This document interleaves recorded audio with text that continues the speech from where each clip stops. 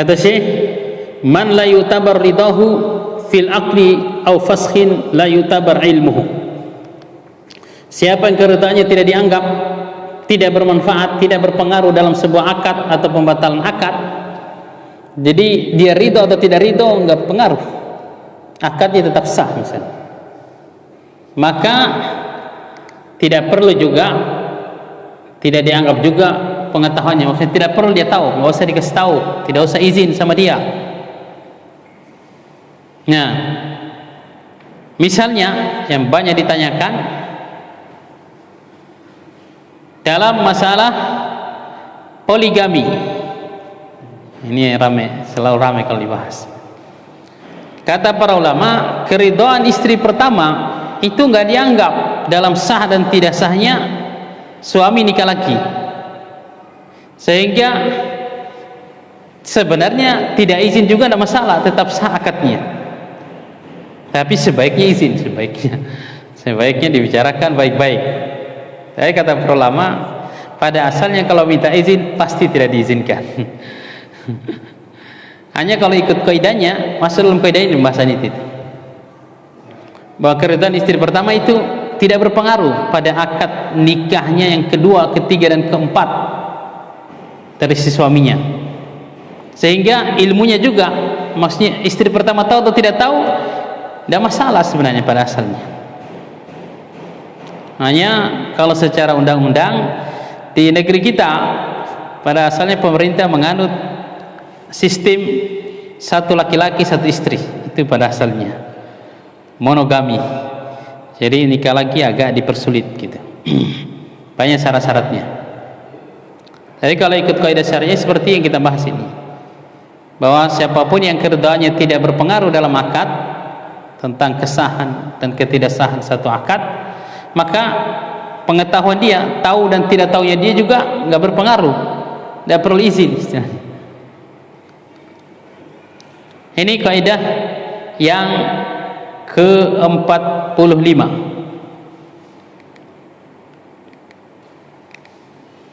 Man la yutabar ridahu fi aqdin aw faskhin la yutabar ilmuhu.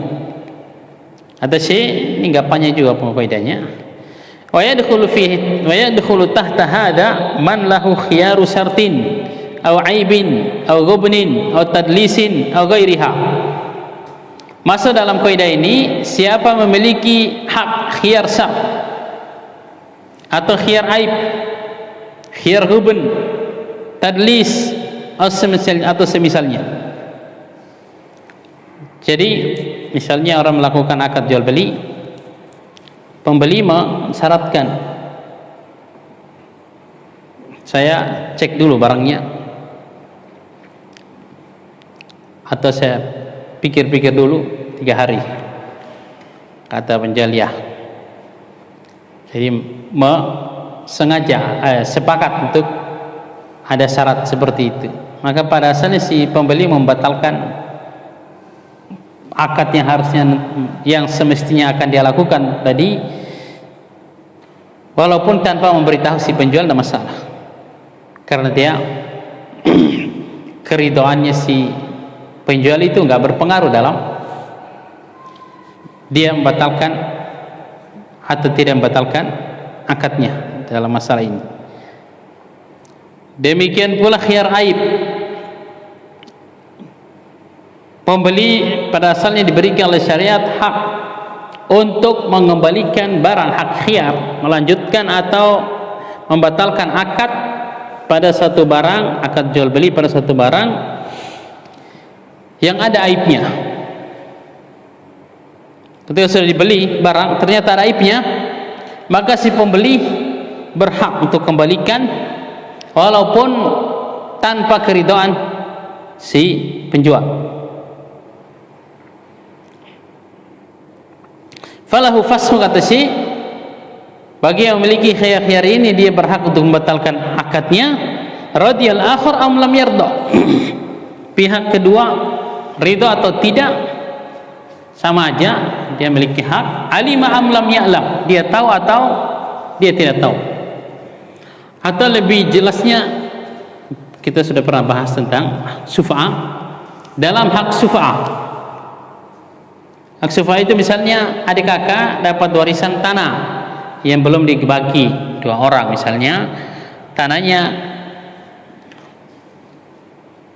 20 kali 50 misalnya, jadi masing-masing dapat 10 kali 50 tapi belum dibagi. Jadi masing-masing dari 2 saudara ini punya hak syuf'ah istilahnya. Tidak boleh saudaranya menjual bagiannya kecuali setelah ditawarkan dulu kepada saudaranya. Ternyata misalnya kasusnya salah satu dari mereka dia jual bagiannya kepada orang ketiga, mungkin kepada paman mereka, sebelum ditawarkan kepada saudaranya yang punya hak juga yang sama di situ. Maka saudaranya yang belum terjual haknya itu, dia berhak untuk membatalkan akad saudaranya tadi dengan pamannya dan membeli tanah itu dari pamannya dengan paksa. Ini kata Syekh, falahu an ya'khudha biha radiyal mustari wa alima amla. Maka yang memiliki hak, dia berhak untuk mengambil, manfaatkan hak syuf'ahnya itu, baik itu misalnya tadi pamannya yang beli ridho atau tidak ridho, tahu atau tidak tahu, itu tidak ada pengaruhnya. Ini diantara contoh penerapan kaidah ini. Sama tadi yang paling ramai dulu kami bahas itu, contoh itu tentang suami izin kepada istri enggak dalam poligami. Ini masuk dalam kaidah ini katanya. Pada asalnya tidak disyaratkan izin, tapi ya kalau takut kiamat sebaiknya izin.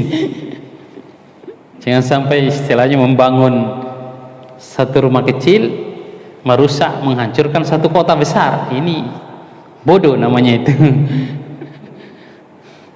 Maksudnya keluarga yang sudah bertahun-tahun dibangun dihancurkan hanya karena punya impian untuk membangun keluarga baru dari orang yang belum jelas bagaimana perangannya. Kadang-kadang tidak dipikirkan yang seperti itu. Itu tindakan-tindakannya orang hizbiyun dalam dunia dakwah itu seperti itu. Mereka ingin membangun istana istilahnya, tapi menghancurkan beberapa kota atau satu kota besar. Ini kan karena mereka bodoh. Tidak mengikuti manhajnya Rasulullah sallallahu alaihi wasallam. Wa kadzalika kata Syekh, man talaqa zaujatahu aw raja'aha la yu'tabaru ilmuha kama la yu'tabar ridaha. Dalam hak cerai dan rujuk itu kan haknya suami. Tidak berpengaruh itu keridhaan istri, dan istri enggak ridho dicerai tidak masalah. Dirujuk juga seperti itu, istri enggak ridho dirujuk tidak masalah, karena enggak berpengaruh keridhaan dia. Demikian pula istri enggak tahu dia dicerai, tetap talaknya sah. Istri juga enggak tahu kalau dia sudah dirujuk, tetap juga rujuknya sah kata Syekh. Karena la yutabaru ridahu wa la yutabaru ilmuha. Wa kadzalikal itqu, demikian pula memerdekakan budak, al-atiq wal mawquf alaih, lianna al-itqa la yushtaratu fihi ridal atiq. Karena dalam memerdekakan budak itu tidak disyaratkan budaknya tahu atau budaknya senang kalau dimerdekakan. Walaupun dia enggak senang, kalau tuannya merdekakan, dia merdeka statusnya dan sah gitu. Mirip-mirip dengan talak. Atau si budaknya itu enggak tahu kalau dia sudah dimerdekakan, tetap status dimerdekakan itu sah walaupun dia enggak tahu.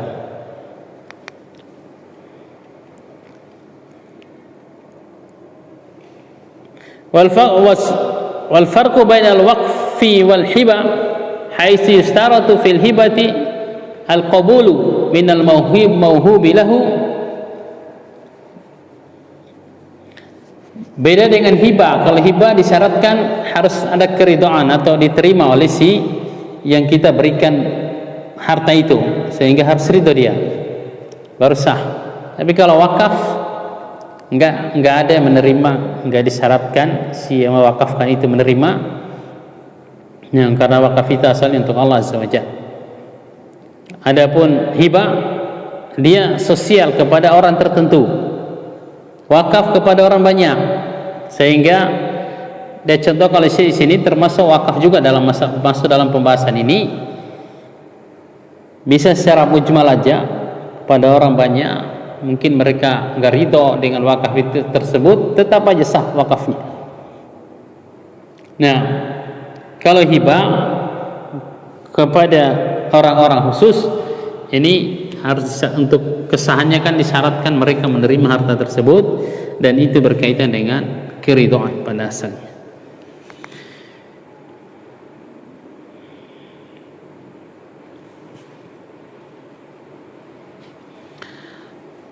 Hatta pada wakaf, ada wakaf juga istilahnya, kan kayaknya belum pernah kita bahas di Al-Wajiz. Saya cari nggak ada fikih wakaf ternyata, padahal pembahasannya penting dan banyak cabangnya, tapi nggak dibahas di kitab Al-Wajiz, padahal saya sudah selesaikan bahas kitab Al-Wajiz. Wakaf itu ada wakaf untuk orang banyak, ada wakaf untuk orang tertentu, kepada si fulan dan keluarganya misalnya. Tetap juga ini lebih umum dibandingkan dengan hibah. Hibah itu kepada orang yang sangat terbatas lah istilahnya, kadang satu orang aja. Kalau wakaf itu asalnya untuk orang banyak, hanya kadang-kadang ada wakaf fi jihatil khas, pada arah atau pihak tertentu, tapi biasanya kepada orang, person dan anak keturunannya biasanya, atau keluarganya, itu wakaf, sehingga dia tetap masuk, tidak disyaratkan keridhaan si penerima atau pengetahuan si penerima wakaf atau manfaat wakaf itu. Beda dengan hibah. Kalau hibah, karena diantara syarat-syaratnya si penerima hibah itu harus menerimanya, berarti itu ada kaitan dengan keridhaannya, dia tidak masuk dalam pembahasan kaidah ini. Nah, kita selesaikan, sudah masuk waktu Isya, tinggal 2 menit. Kesimpulannya ada 2 poin aja, kan saya bikin kayak gini. Di antara kaidah dalam akad, siapa yang tidak berpengaruh keridhaannya dalam akad, maka tidak perlu juga dia mengetahui akad tersebut, tidak perlu izin pada asalnya. Dalam sah atau tidaknya suatu akad itu enggak harus izin pada orang yang tidak berpengaruh keridhaannya terhadap sah atau tidaknya akad.